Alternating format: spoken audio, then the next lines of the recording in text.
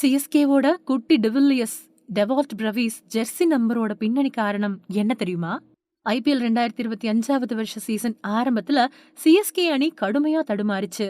CSK அணியில வீரர்கள் யாருமே சிக்சர்கள் அடிக்கிறதுக்கு கூட வழி இல்லாம இருந்தாங்க.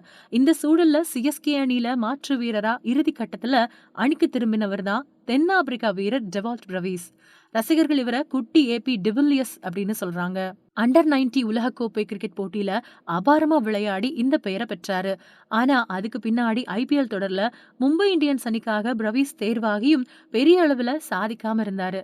இந்த தருணத்துல சிஎஸ்கே அணியோட மாற்று வீரரா அணிக்குள்ள வந்த பிரவீஸ் முதல் போட்டியிலிருந்தே அதிரடி காட்டி வராரு. இதுவரைக்கும் 4 போட்டிகள்ல சிஎஸ்கே அணிக்காக விளையாடி இருக்கக்கூடிய பிரவீஸ் மொத்தமா 126 ரன்கள் அடிச்சிருக்காரு. 163 அப்படிங்கிற அளவுல ஸ்ட்ரைக் ரேட் இருக்குது.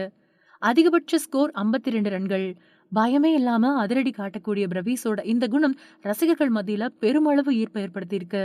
பிரவீஸ் பேட்டிங் பத்தி பேசின கேப்டன் தோனி பிரவீஸ் சிஎஸ்கே அணியில எதிர்காலத்துக்கான வீரர் அப்படின்னு பாராட்டி இருந்தாரு. இந்த நிலையில பிரவீஸ் ஜெர்சில நம்பர் 12 அப்படின்னு போடப்பட்டிருக்கும்.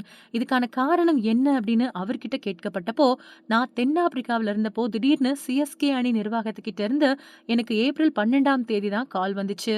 என்ன ஒப்பந்தம் செய்ய அவங்க விருப்பம் தெரிவிச்சிருந்தாங்க. இதனாலதான் என்னோட ஜெர்சிய 12 அப்படின்னு நான் வச்சிருக்கேன் அப்படின்னு சொல்லியிருக்காரு. பிரவீஸ் மாற்று வீரரா அணிக்கு திரும்பி இருக்கிறதால இவர் அடுத்த சீசன் சிஎஸ்கே அணியில தொடர்வாரா அப்படிங்கிற சந்தேகம் இருந்துச்சு. ஆனா இதுவரைக்கும் பிசிசிஐ அதுக்கு எந்த ஒரு தடையும் விதிக்கல அப்படிங்கிறதும் குறிப்பிடத்தக்கது. இதனால அடுத்த சீசன்ல பிரவீஸ் சிஎஸ்கே அணியில தொடர அதிக வாய்ப்புகள் இருக்கு.